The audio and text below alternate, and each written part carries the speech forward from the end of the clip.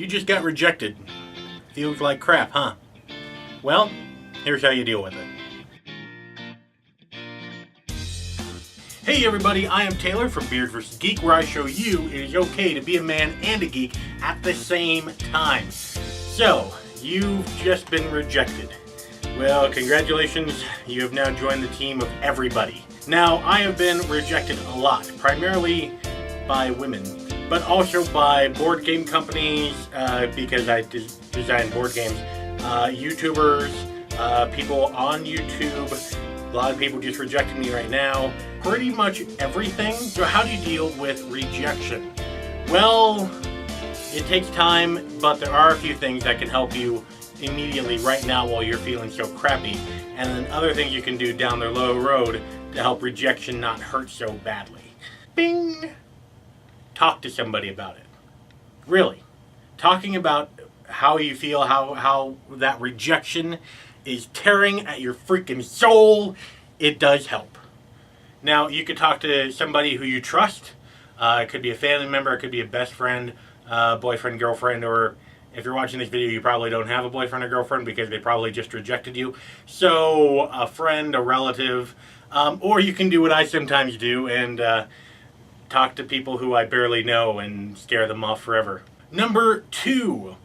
Since you have been recently rejected, here's something that could really help out. Do something you are good at. This could be anything. It could be playing video games, it could be writing, it could be anything that you are good at, because you are good at something. Everyone is good at something.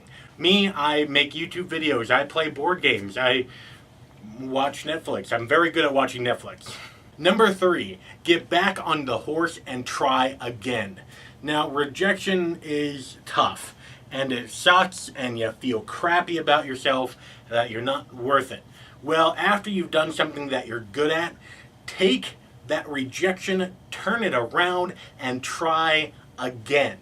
Okay, if that person said no to you asking them out for a cup of coffee, ask someone else out. Ask a random person. Well, they're probably going to say no, but ask someone again. Get back on the horse. But if you keep trying, odds are that you will eventually get a yes. And I know the numbers suck. Sometimes you have to go through thousands of no's in order to get to that yes. I've been there.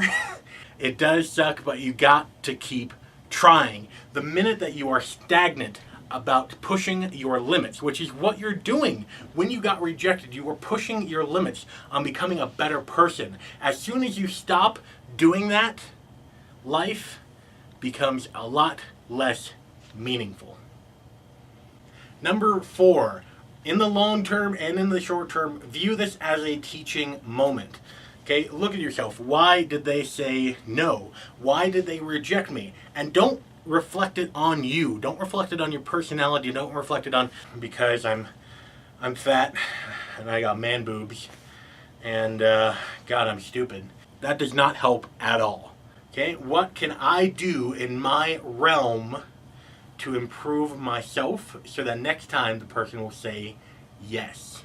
I would highly recommend the book How to Win Friends and Influence People.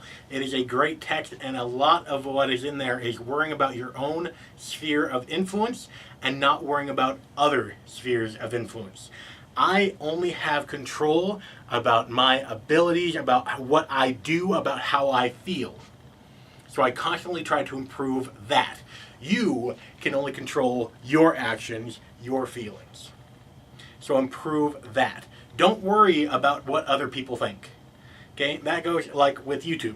Okay, I have had a lot of people on YouTube make fun of the way I talk, which I have a speech impediment. I've had a lot of people call me a fascist, a Nazi, because I was pro-Empire in the Star Wars universe. And I've had people call me idiot, stupid, all sorts of really crazy names.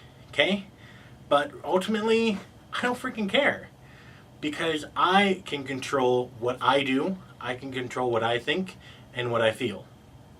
Most of the time. Finally, number 5.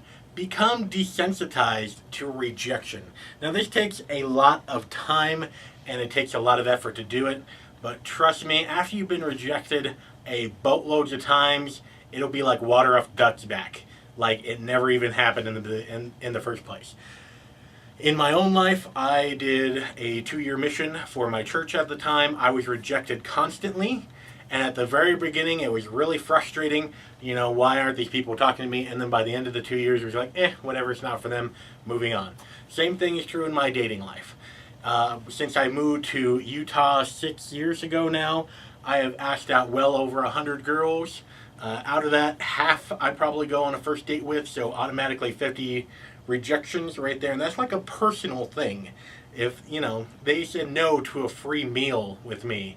So out of the 6 years and the over 100 people that I've asked out on dates, I've been rejected a lot. And what I have found out is that even though it's a personal thing of going out on a date, eventually it just doesn't matter anymore. If they say no, all right, fine, F them, moving on.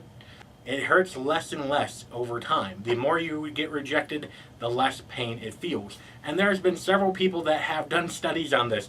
And there's a series of videos of a person who did 100 days of rejection. See, there's this program, and there's a link in the description below, where they recommend doing 30 days where you just request ridiculous stuff from random strangers. And they reject you, and you get used to that rejection. Ultimately, it comes down to not giving up on yourself and not giving up on what you're doing.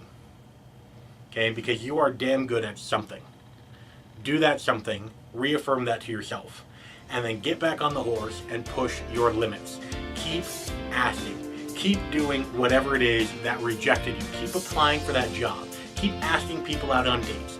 Keep doing what you're doing. If you have any more tips about how to deal with rejection, let me know in the comments down below. If you like this video, go ahead and subscribe. Great videos are coming out every Wednesday and Sunday where I show you it's okay to be a man and a geek at the same time. And trust me, none of these videos are as depressing as this one, so I highly recommend you checking it out. You can click on these 2 videos right here for a bit of manliness and geekiness in your life. And you can go to beardvsgeek.com for some weekly articles and podcasts. Because after all, if the women don't find you manly, they should at least find you geeky. And until next time, don't go shaving on me.